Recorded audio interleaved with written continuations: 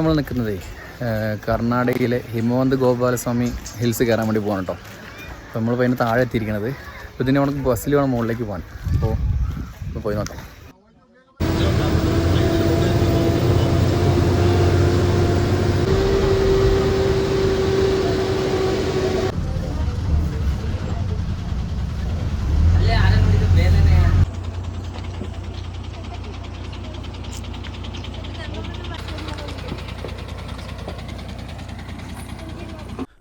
Bandipur national പാർക്കിൻ്റെ ആ ഒരു ഏരിയയിൽ തന്നെ ഏറ്റവും ഹയസ്റ്റ് ആയിട്ടുള്ള സ്ഥലത്താണ് ഈ ഹിമവന്ത് ഗോപാലസ്വാമി വേട്ട സ്ഥിതി ചെയ്യുന്നത് കേട്ടോ. അപ്പോൾ അതിൻ്റെ ടോപ്പിലാണ് നമ്മൾ എത്തിയിരിക്കുന്നത്.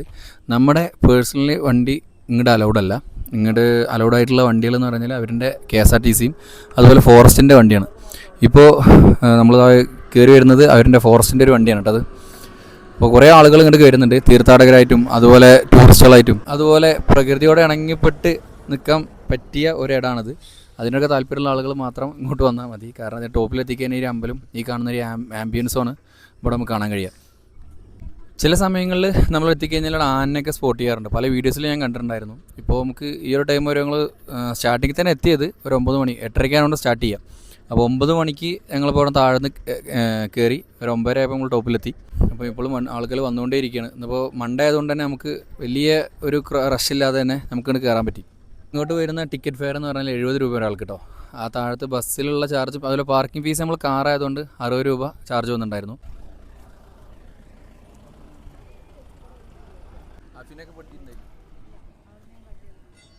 അവിടെ താഴെ മാനുകൾ മേഞ്ഞുകൊണ്ടിരിക്കുന്നുണ്ട് കേട്ടോ.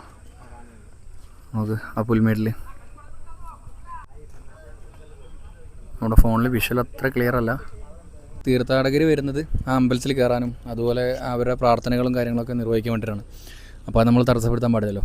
അപ്പോൾ നമ്മളിപ്പോൾ പുറത്ത് നമ്മളതിൻ്റെ ആംബിയൻസ് നമുക്ക് ആസ്വദിക്കാൻ പറ്റിയൊരിടമാണ് നമ്മുടെ ഈ ഹിമവന്ത് ഗോപാലസ്വാമി ടെമ്പിൾ എന്ന് പറഞ്ഞത് കേട്ടോ.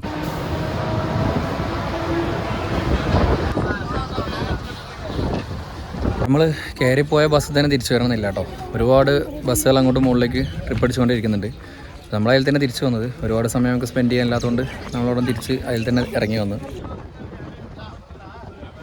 അപ്പോൾ ഇനി അടുത്ത വീഡിയോ ആയി നമുക്ക് വീണ്ടും കാണാം. നമ്മുടെ ചാനലൊന്ന് സബ്സ്ക്രൈബ് ചെയ്ത് സപ്പോർട്ട് ചെയ്യാം.